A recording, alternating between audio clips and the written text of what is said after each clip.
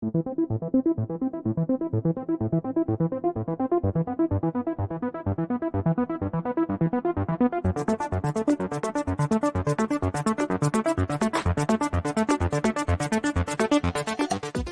están, Fintegrammers? Bienvenidos a este nuevo espacio de conversación, de entrega que vamos semana a semana aquí directamente desde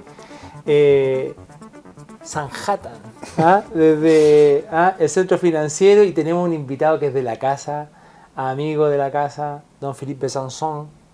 Bienvenidísimo como siempre. Mi querido conductor. No, gracias a ti por recibirnos, Feliz de estar acá. por aceptar nuestra invitación. Siempre es un agrado conversar contigo. Y hoy día, amigos Fintegrammers, les tenemos tremendo tema. Decisiones con data financiera. Parecer aburrido, podría serlo, pero aquí lo vamos a hacer entretenido. O vamos a intentarlo. Vamos a intentarlo. Sí, porque igual son temas relevantes. Vamos a hablar de la pyme, vamos a hablar de la pyme en general en términos muy ¿qué es cuánto? ¿70-80% de...? No, 60-70% del emprendimiento chileno cataloga de pyme. Sí, por ahí. Más, yo creo. Más. Ya, entonces vamos a hablar de la pyme. Hay mucha que es micro, que sí, no bueno, alcanza ni a entrar. Pero... Además. Y vamos a eso. Cuando nos referimos a tomar decisiones con data financiera, Philippe, a tu juicio, ¿qué significa eso? ¿Qué significa saber tomar decisiones o qué decisiones uno tiene que tomar con data financiera? Yo creo que lo primero que significa, significa dos cosas. Primero, eliminar esa asimetría de información gigantesca que existe en el emprendimiento chileno y en las pymes, porque no tienen adentro a las personas adecuadas para poder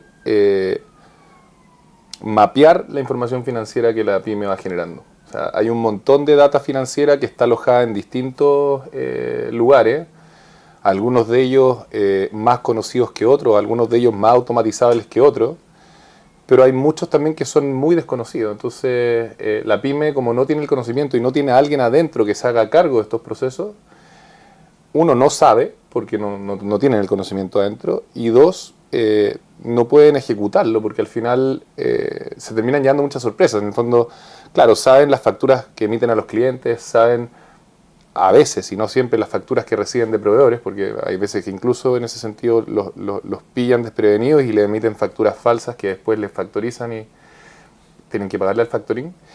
Pero hay un montón de información financiera que no está ahí.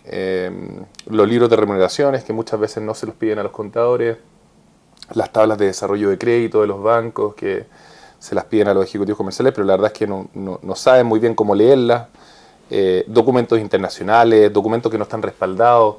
Análisis de cuentas. Empresas que hacen un montón de rendiciones, empresas, por ejemplo, que tienen mucho trabajo en terreno y que sus trabajadores están gastando plata a nombre de empresas, procesos paupérrimos de rendición de esos documentos, y finalmente se terminan encontrando con data que es incompleta. Y ese yo creo que es un tema importante cuando uno quiere tomar decisiones sobre la data. Si tú tienes mala data, lo más probable es que la decisión sea mala, porque al final estás viendo una parte de la historia de lo que está pasando en tu negocio. Ahora, llevémoslo al punto práctico, digamos, porque estamos hablando de una pyme que muchas veces va a surgir por una necesidad, o va a surgir como una genial idea que se nos ocurrió tomando un café o tomando un trago, ¿me entendías, no? O sea, los negocios en su origen, en general, yo te diría que en el caso de la pyme es muy variopinta la posibilidad de cómo surge, sí. Pero una gran mayoría surgen desde la informalidad, digamos, o sea, parte de ahí, digamos. Entonces, sí.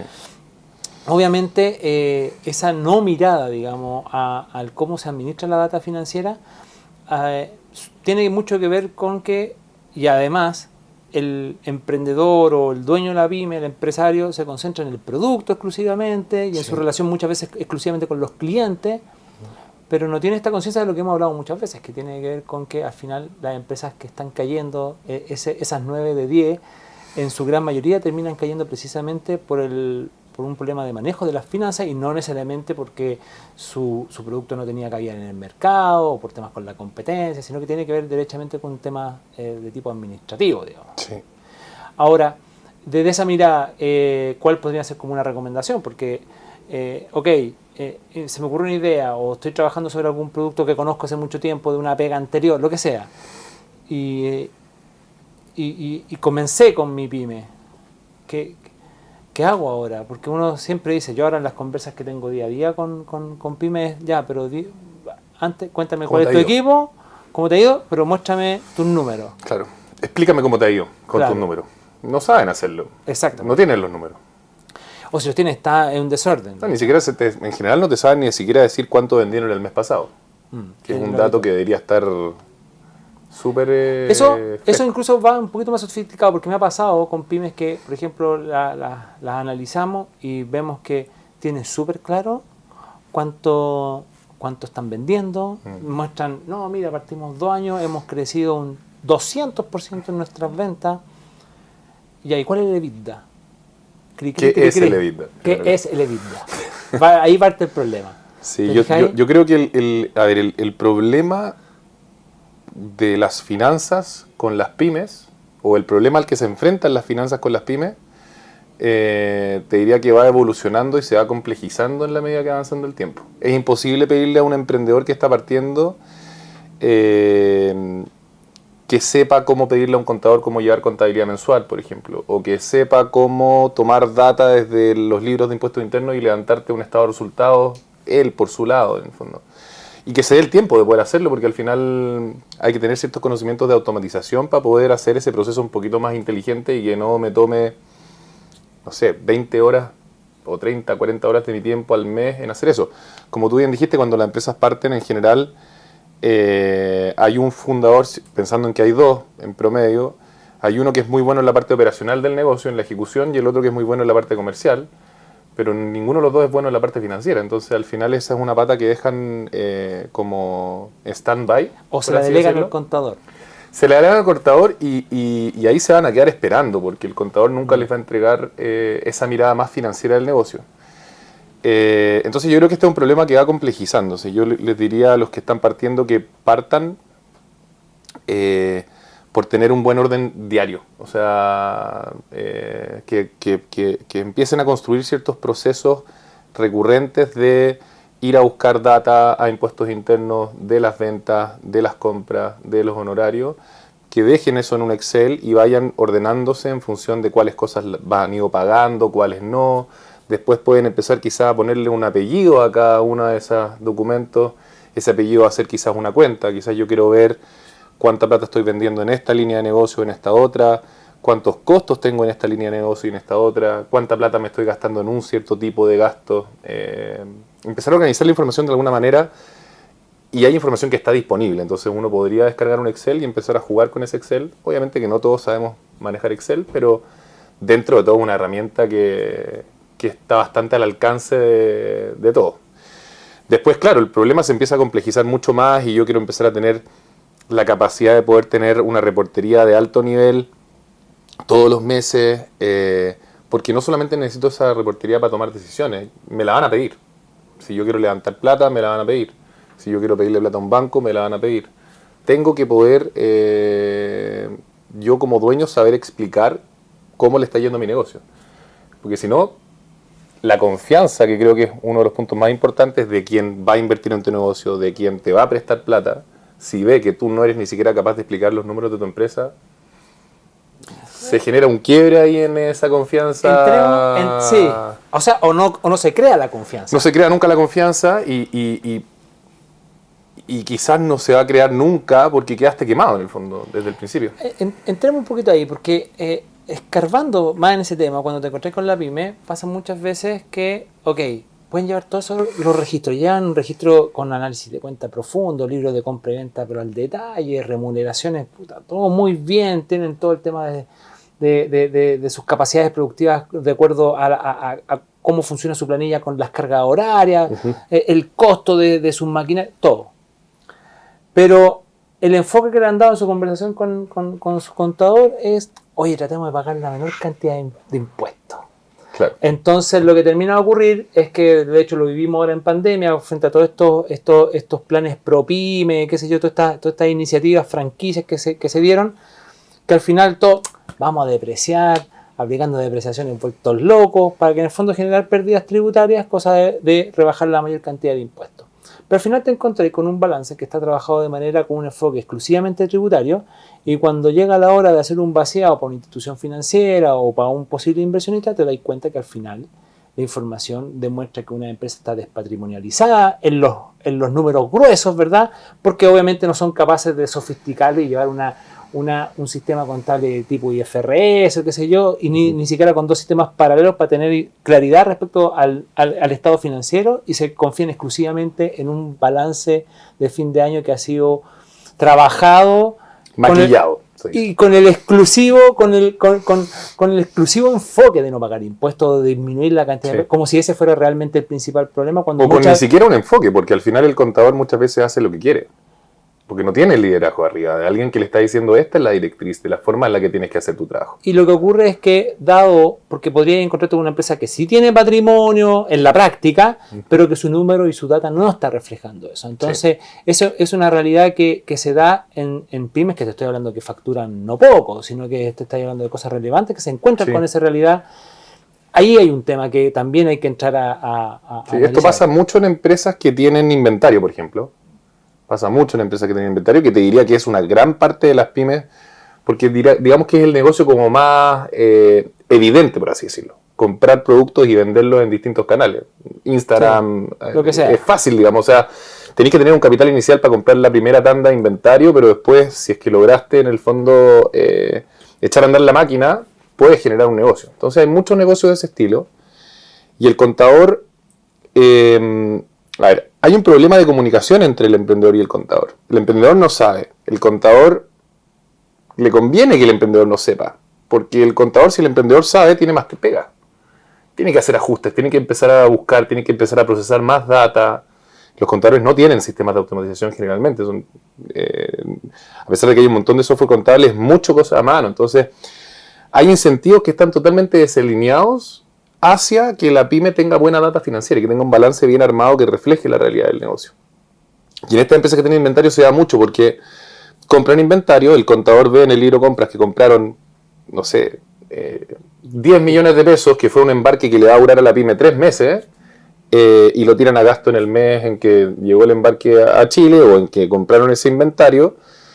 Y en el balance el activo que se llama inventario o mercadería está en cero, y eso la verdad es que es mentira, porque esa pyme compró inventario para 3 meses y va a ir vendiendo ese inventario en la medida que vaya teniendo las ventas de esos productos. Entonces pasa mucho que, bueno, nosotros a nuestros clientes de hecho los ayudamos a hacer justamente a tener procesos de llevar ambas contabilidades. Entremos ahí. Esta contabilidad tributaria y esta contabilidad financiera. Tiende a hacer esa solución básicamente. A ofrecer nosotros, parte de esa solución. Sí, nosotros lo que hacemos, y depende del tamaño de la empresa, y ahí de nuevo hay empresas que venden 1.000, 2.000 millones al año que no tienen y que caen en esa capacidad. Caen en ese problema. Sí. Y cuando tienen que ir a pedir plata a un banco, no les prestan plata porque el banco les dice, oye, pero este balance no me dice lo que realmente haces. Claro. Y muestra probablemente una sobredeuda, dado que tu inventario está totalmente quizás destruido. Compraste un activo que es una máquina que te costó, qué sé yo, 50 palos, y eso está en pérdida, y no, eso es un activo que se está depreciando y que es parte fundamental del negocio, y que es un activo que hasta quizás se financió con deuda por detrás. Entonces, claro, el balance te muestra la deuda que está detrás, pero no te muestra el activo que fue financiado con esa deuda. En uno. Exacto, entonces... Claro. De nuevo, yo creo que hay un problema de conocimiento, hay asimetrías de información que son muy grandes, y por lo tanto es un desafío grande poder gestionar procesos de generación y procesamiento de data que tengan un objetivo final de que la información financiera de la compañía refleje su realidad financiera real. ¿Podríamos afirmar que más que los problemas de financiamiento, de disponibilidad de financiamiento de la pyme, estaría en realidad en la educación financiera respecto a estos puntos que estamos tocando precisamente? Porque al final de cuentas yo encuentro que este es como... El efecto es que la pyme no tiene financiamiento o carece de financiamiento, pero eso es un efecto... Sí, sin duda... Que tiene como causa esto. Sin duda el financiamiento en Chile y en muchas partes del mundo es escaso, o está limitado para un cierto grupo de empresas, porque esas empresas son capaces de tener estos procesos de mostrar buena información a las fuentes de financiamiento. Sin duda de que si es que soñemos por un segundo en que tenemos un sistema centralizado de data financiera en el que la fuente de financiamiento que quiera puede hacer una consulta en el fondo. Como dice Benítez, planteamos que eso debería ser, pero nos dijeron que no íbamos, que parecíamos comunistas. Es que no les conviene. Es que justamente no conviene. Hay ciertos momentos. Esto es como ver a la empresa petrolera invirtiendo en bosques. No sé, claro, o en activistas que están en contra de la industria petrolera. No tiene ningún sentido, se les acaba el negocio. Entonces, yo creo que claro, de todas maneras hay ciertas cosas medias perversas que ocurren en el sistema, sobre todo en un sistema en el cual el capital está súper concentrado. O sea, los bancos en Chile hoy día, estamos hablando de Chile, definen qué pyme se financia y cuál no, digamos. O sea, es así de simple. Sí. Y no los culpo porque finalmente las áreas de análisis de riesgo de los bancos están un poco miopes porque no tienen la data. Entonces, soñemos por un momento que tenemos un sistema centralizado con toda la data. Efectivamente, eso lo que haría es que los criterios sobre los cuales se prestaría dinero a las empresas en general cambiarían. O sea, habría un cambio de paradigma completo.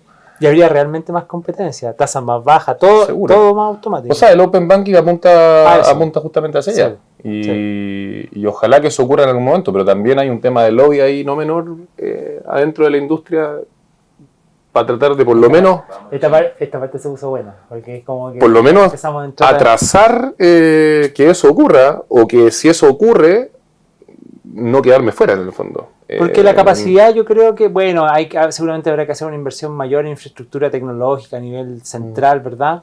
Pero eso ya lo tenemos. O sea, en general, hoy día tenemos empresas, startups que se dedican precisamente a poder reunir toda esta información pública, ir concentrándola. Y yo no veo muy difícil que, tal como hoy día descargamos nuestras carpetas tributarias, podría perfectamente depurarse en el sistema automáticamente para poder entregar esa data.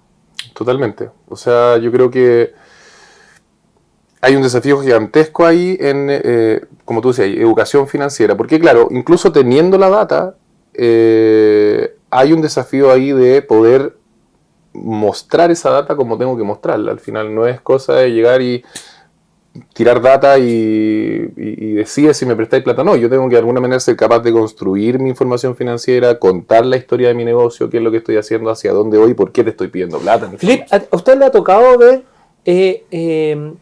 pymes o fundadores, empresarios que hacen ese tránsito de los cambios y el entendimiento de su negocio? O sea, a lo que voy es que vengo con mi contador, trabajando mi contabilidad 100% con un énfasis hacia lo tributario exclusivamente, ¿verdad?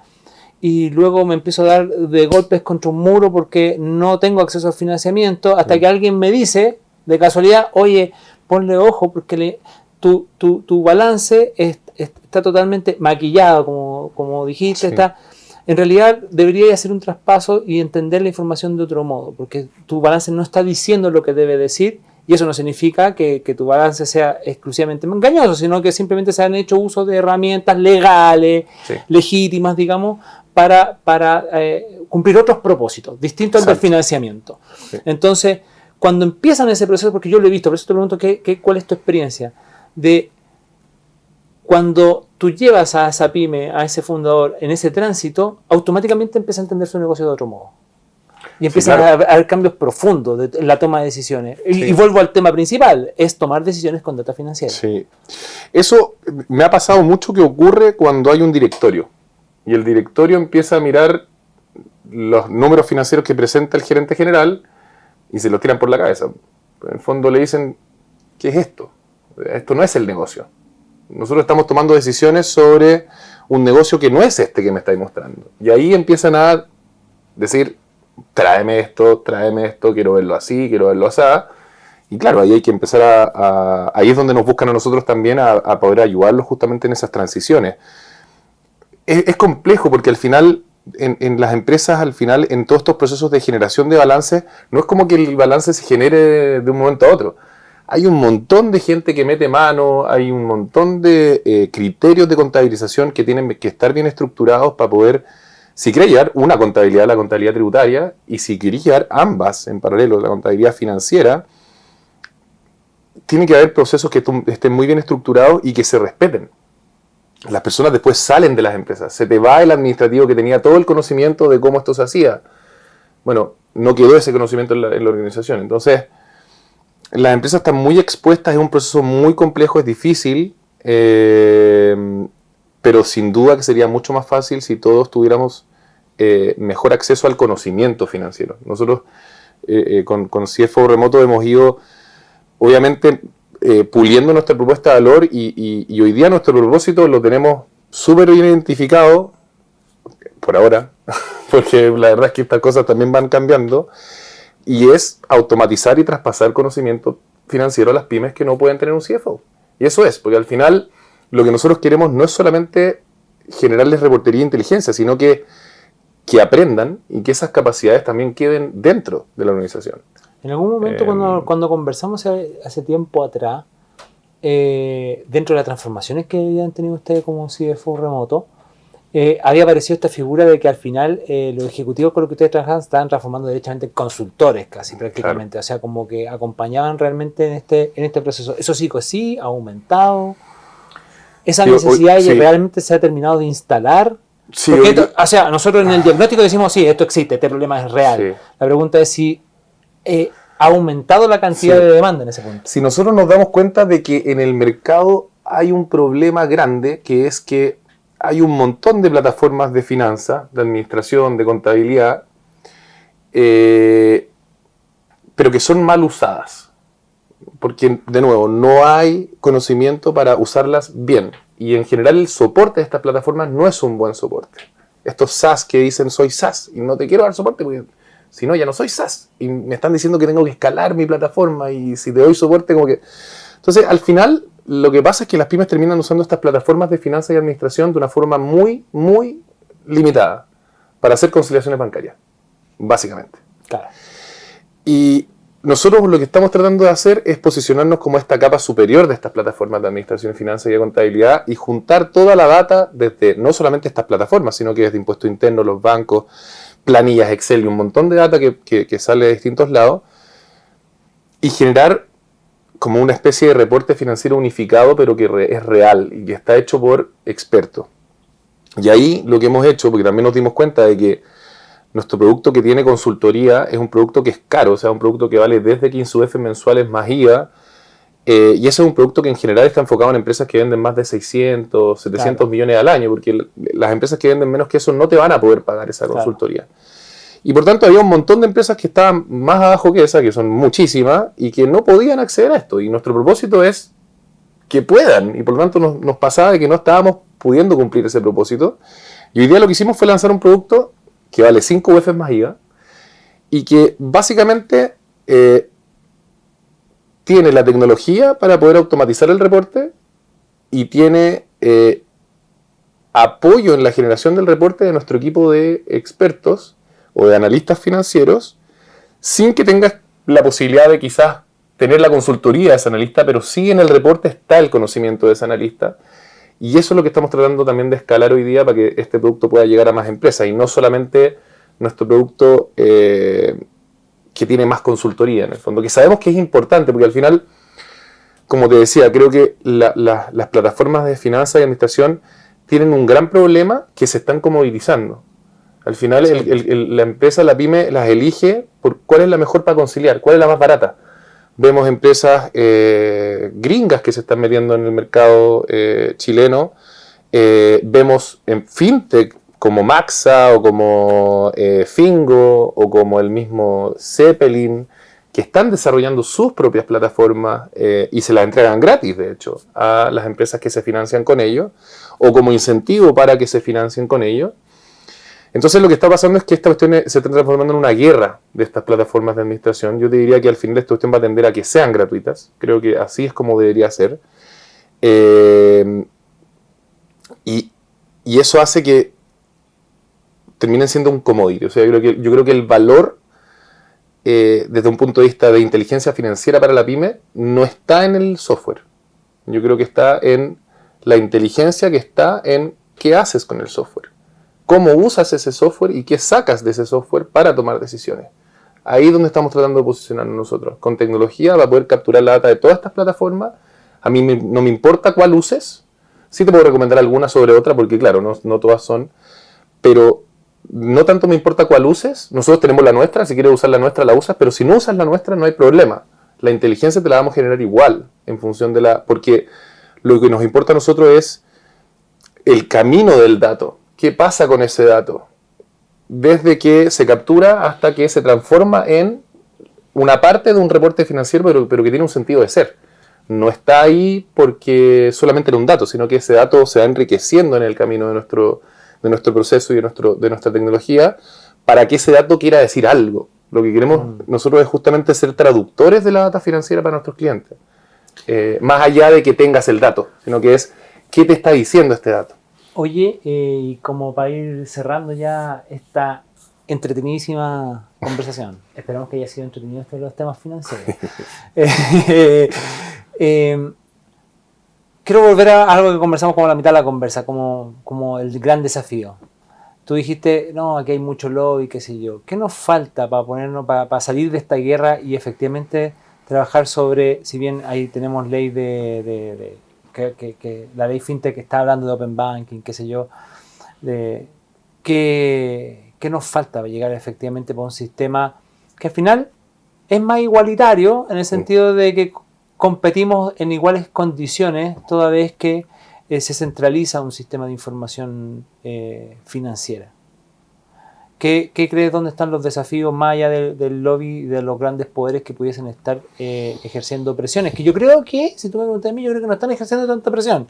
Yo creo que hay como una especie de inercia en realidad, más que otra cosa. Sí. O sea, la gana del status quo, en el fondo, de seguir haciendo las cosas como las veníamos haciendo. Nos ha ido bien. Hemos ganado mucha plata, digamos. No está pasando nada. Ante la ignorancia de aquel que no es consciente de lo que le falta, es muy difícil. Yo creo que faltan confianzas. Yo creo que la confianza es el gran problema acá. Y una de las razones por las cuales no hay mucha confianza es porque yo creo que por un lado la fuente de financiamiento no confía, uno, en la data de la pyme, dos, no confía en que la pyme sepa realmente lo que tiene que hacer con el negocio y que se pueda hacer cargo de pagarme la plata que le voy a prestar. Pero por otro lado, la pyme no confía en la fuente de financiamiento y constantemente piensa que lo van a perjudicar. Entonces, cuando tú tenés una parte que no confía en la otra y la otra que no confía en la otra, es imposible. O sea, yo creo que ahí, sí, hay que desarrollar confianza en este sistema. La confianza, yo siempre me ha pasado en el mundo de los negocios. Cuando hay más desconfianza es cuando más ignorancia hay. Tal cual. Entonces, mientras tú tienes... Y es retroactivo, porque mientras más ignorancia, más desconfianza también. Exactamente. Entonces, pero a lo que voy es que mientras superemos las barreras, vamos superando las barreras de educación financiera, sí, que ofrece la educación financiera, yo creo que ahí se puede construir más confianza, porque la confianza se construye de un conocimiento que es común al final. Exacto. Eso yo creo que hay un tremendo tema. Desde el momento en que yo, como banco, como fuente de financiamiento, entiendo o estoy confiado de que la pyme entiende lo mismo que yo sobre los datos que estamos mirando, se genera una conversación y un lenguaje en común. Y me van a decir, oye, ¿sabéis que no te presto plata porque tu negocio no da? Y está bien, pero la data era la que era y en su mérito se analizó y se definió que no. Pero el problema ocurre cuando se define que no sin haber siquiera tenido acceso a la data para poder decir que no. Bueno, por eso de ahí viene el dicho el ejecutivo hacia el banco, porque el ejecutivo que logra meterse más y entender más, exacto, y depurar efectivamente esa falta de información o la mala información, a veces termina por tocar. El problema es que el ejecutivo escala poco. Por eso te digo. Y por lo tanto no hace sentido poner al ejecutivo a trabajar con la pyme que le voy a prestar 5 millones o 10 millones. Exactamente. Sino que hace sentido poner al ejecutivo con la empresa mediana grande a la cual le vamos a prestar 100, 200, y así 300 es como ocurre, millones. Y esa es la realidad bancaria. Esa es la realidad. don Felipe Sansón, CEO de CFO Remoto. Tremenda conversación. Gracias, Miguel. Muchas gracias. Gracias por la invitación. Nos vamos. Una vez más. Chao.